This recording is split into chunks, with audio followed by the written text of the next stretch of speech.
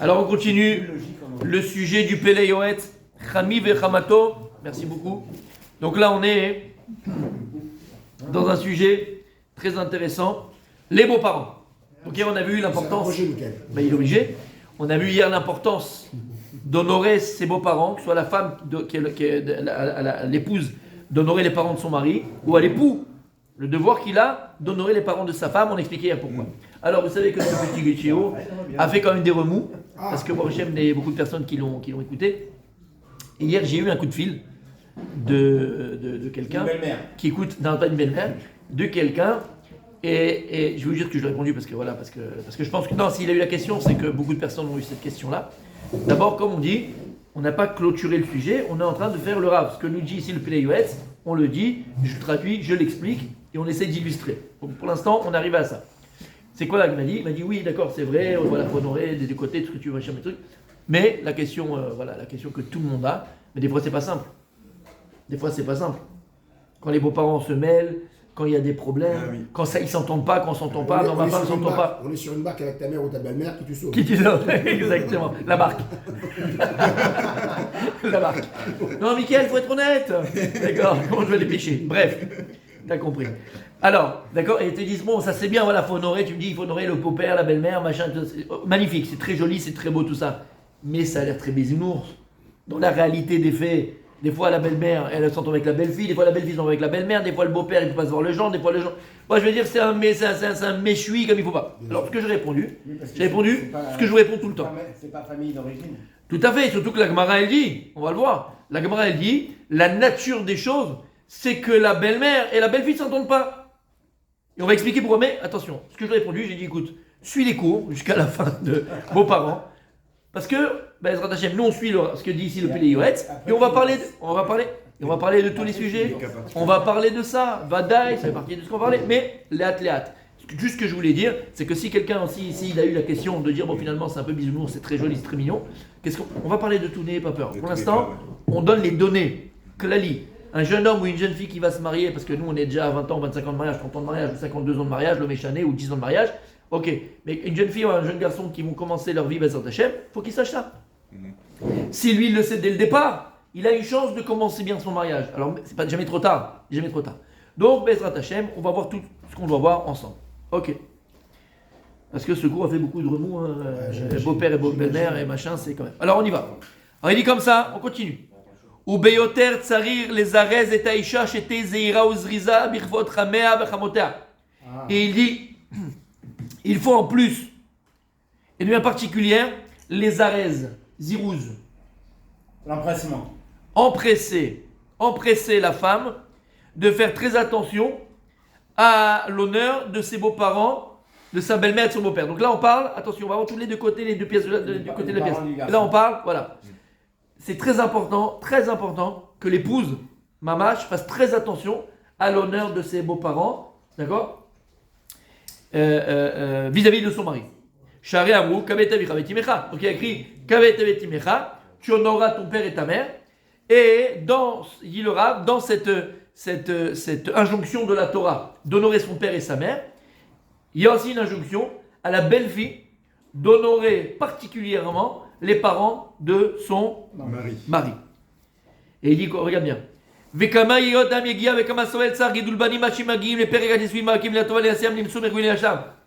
parents, combien, comme on a dit, ils se sont fatigués pour éduquer leur enfant.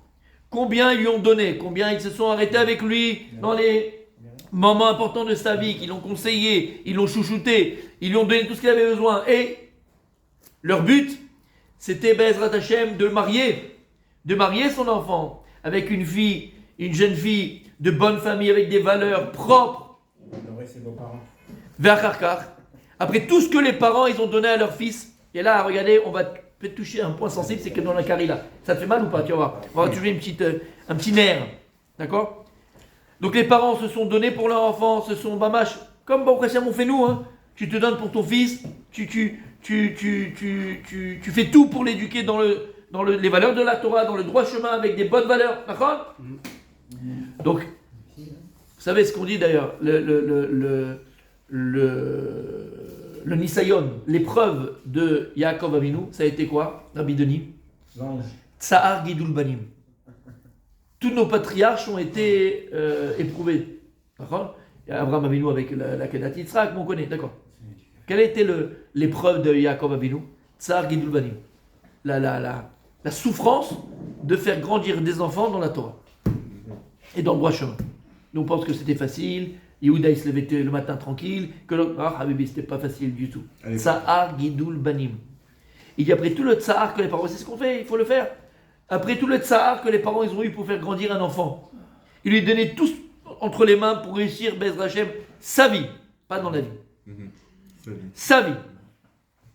Et il dit Vachakar, Kalakama Bachamota, Mitrabe Marloket Vaktata Babayt. Une fois que le gars il est marié, il se marie avec une femme, et cette femme-là, elle a un genou, parce qu'elle a trop vu de séries télévisées, ou parce que je ne sais pas ce qu'elle a dans la tête, ou parce que elle croit qu'elle est en compétition avec sa belle-mère. Qu'est-ce qu'elle fait? Elle prend le gosse et elle essaye de les natek auto. Comment les natek, Rabigal? L'éloigner. Hein? Déconnecter, c'est le mot. Déconnecter de ses parents. On va pas voir souvent tes parents. On n'a pas le temps. On n'a pas ceci. Mais tu sais, tu comprends. C'est difficile. C'est machin, c'est truc. Elle n'a pas cet élan d'essayer elle aussi de faire des efforts. Qu'on se retrouve tous en famille, qu'on soit tous ensemble, que tout se passe bien. Non.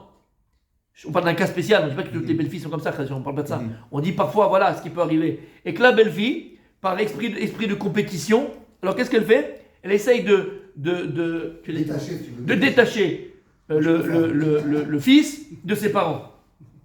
Combien on le voit, mon tzaddik? Il passe Shabbat chez ses parents une fois tous les 6 mois. Pourquoi? Parce que là, elle veut pas, je supporte pas tes parents. Qu'est-ce que c'est que ça, tu penses, mes parents? Mes parents, c'est ce que je suis. Mes parents, c'est moi.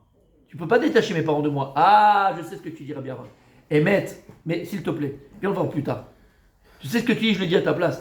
Il y a écrit Adam Arishon, qu'est-ce qu'il a dit quand je vois Adam Arishon? Alken Yazov Ish et Aviv Timo, Vidabek Beishto. Il y a écrit, la Torah elle te dit. C'est pour ça qu'un homme devra quitter son père et sa mère et s'attacher à sa femme. Alors voilà, c'est écrit dans Bereshit. Comment il a fait la belle-mère? Comment il a fait lui? Et pas de belle-mère et pas de beau-père, c'était plus facile. T'as compris ce que ça veut dire? Alors d'un côté, alors voilà, on te demande à toi de détacher tes parents. T'as pas compris. On va expliquer ce que ça veut dire cette injonction de la Torah à l'homme.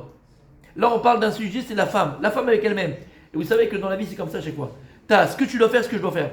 Et très souvent, pourquoi ça marche pas? Parce que je m'occupe pas de ce que je dois faire, de mes obligations. Je m'occupe toujours de tes obligations. Mais ça marche pas. Occupe-toi de toi. Ne t'occupe pas de l'autre. Comme on dit. Toi, tu dois honorer ton épouse. Oui, mais elle. Non, mais je t'en ai. Rentre pas dans elle. Regarde-toi ce que tu dois faire. Et vice-versa. Oui, mais regarde comment. Non, toi, tu dois honorer ton mari. T'occupe pas après de l'autre. Te rentre pas dans les obligations de l'autre. S'il n'y a pas de retour. Non, bien sûr. Fais ce que tu as à faire, fais ce que tu as à Bien faire sûr. et tu auras le retour. Il y a une mécanique. Ça, mon tzaddik, tu es là vendredi matin, Bezrat Hashem? Oui. Ah ben si Dieu veut, Ridouche Atsum, par rapport à ce que tu viens de dire là, oublie pas. Ouais. Par rapport à ce que tu viens de dire. Atsum. Atsum. Fais-le. Ah bien, on dit des choses Force-toi à extraordinaires. le faire. D'accord. Force-toi à le faire. Quand tu écouteras, je te dirai. Fais, Rabbi David, en deux mots, Rabbi David, fais-toi ce qui incombe, et ce que la Torah incombe à toi de faire. Fais ce que tu dois faire. T'occupe pas de ce que l'autre il doit faire envers toi. Toi, fais ce que tu dois faire. Et il dit le Rav, bien sûr, Kala Kamel Roda, qu'est-ce qui se passe après? Cette femme-là, elle va se lever contre ses beaux-parents, elle va commencer à essayer d'éloigner son mari de ses parents, et machin. Qu'est-ce que ça fait? Ça fait des disputes, parce que les parents ne comprennent pas.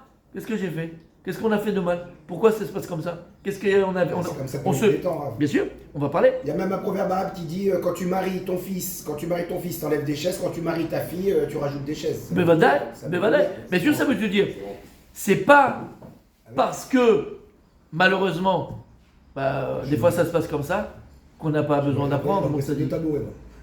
Et c'est pas parce que c'est déjà comme ça qu'on peut pas réparer, Il y a des solutions. qu'on peut pas réparer. Voilà. Ça demande, tu dis quoi? Ça demande juste un petit effort et juste le fait d'étudier et d'apprendre comment se comporter. C'est tout. Derech Eretz, Kadma la Torah, ça s'appelle Derech Eretz, c'est pas autre chose. C'est un savoir-vivre. Et le savoir-vivre, ça s'appelle voilà. Alors il dit le Rav ici, après qu'est-ce qu'elle fait? Encore une fois, elle se lève et elle essaye de détacher le mari de ses parents. Vosa Shigama Ben Yasema Choketana Imavivemo. Pire que ça après, ça entraîne que même après le fils va se disputer avec ses parents. Avec ses parents, pas avec sa femme d'abord, avec ses parents. Ouais, mais elle a raison, quand elle est là, vous lui donnez pas assez de place, on dirait qu'elle est un peu... D'où? Comment? Faut Pourquoi? laisser dormir jusqu'à Pourquoi tu 11 tombes? heures. Qu'est-ce qu'il y a? Qui derrière gever liot kaouch achar ishto. T'as compris ce qu'il dit ici là? Parce que comment on appelle ça? La voiture pour un homme. La généralité. En général, un homme, il est kaouch. K.O. Comme un serpent. Attaché. Il est enroulé sur les jambes de sa entre les jambes de, non pas entre les jambes, sur les jambes de sa femme. Trop tard, c'est enregistré. Enroulé sur les jambes de sa femme. Ça veut dire quoi? Comme ça il est. C'est enregistré. Et donc qu'est-ce qu'il fait? Il est toujours du côté en général de sa femme, il est là et puis qu'est-ce qu'il fait? Hop, il coupe les ponts avec ses parents. T'as le droit de faire une chose pareille. T'as le droit de faire une chose pareille. Après qu'ils t'ont nourri, qu'ils t'ont chouchouté, qu'ils t'ont donné, qu'ils t'ont machin, qu'ils t'ont truqué, qu'ils t'ont donné. Tes parents, t'as le droit de faire une chose pareille? Non. Tout ça pourquoi? Parce qu'elle, elle s'entend pas. Parce que lui maintenant, il pourrait faire comme ça. Il continue avec elle. Et après, il n'y a plus malheureusement de kécher avec ses parents. V'delef tored mideneisha. V'sof shipardu abanim me'al shulchan aviyem v'gam achim yipardu ba'abu ra'at ktatom machloket anashim. Écoute bien ce qu'il dit.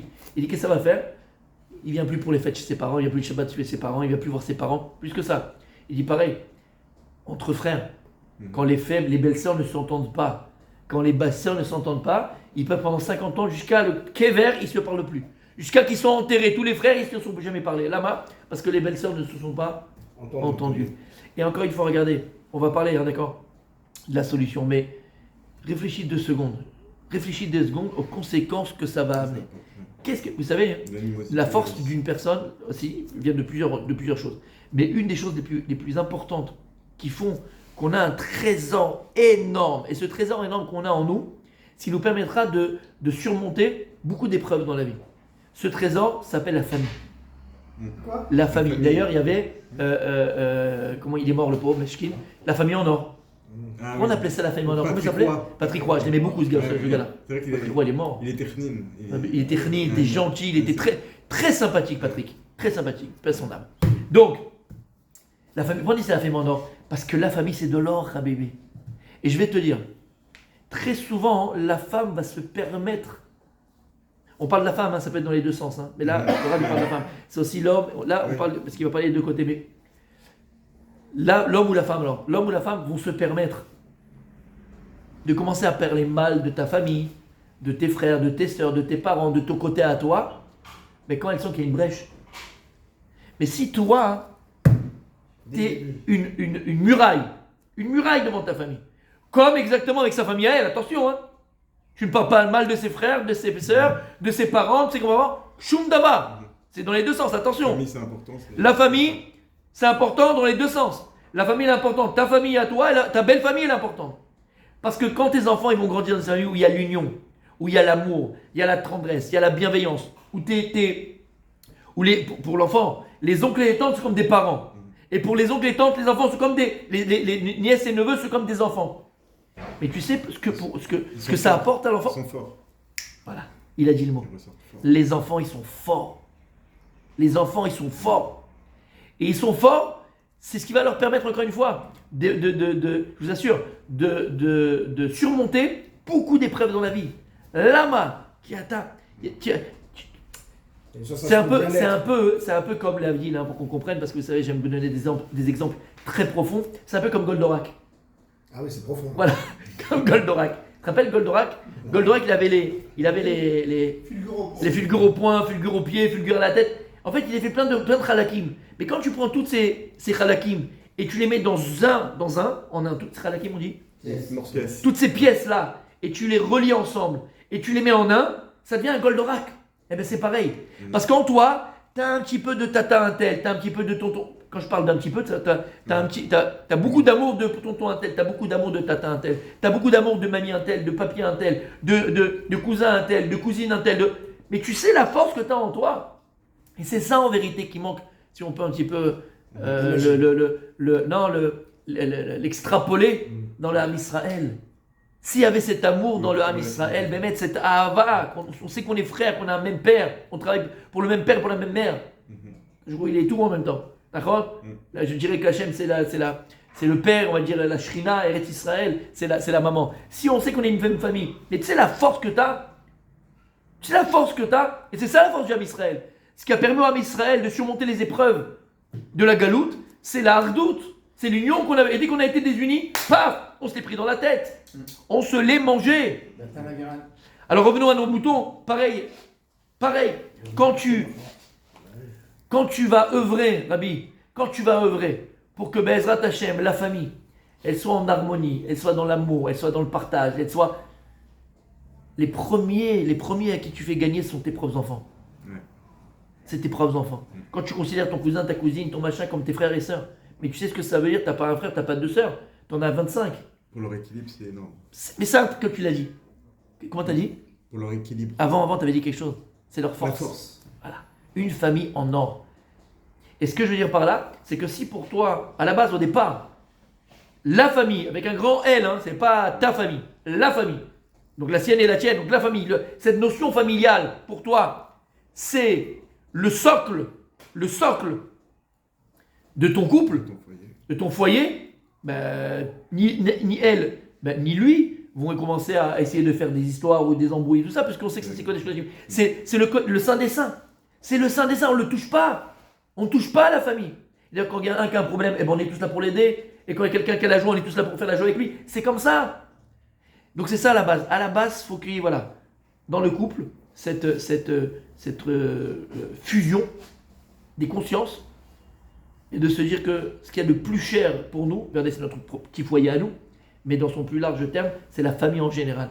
C'est notre force. C'est notre force. On continue si Dieu veut demain. D'accord.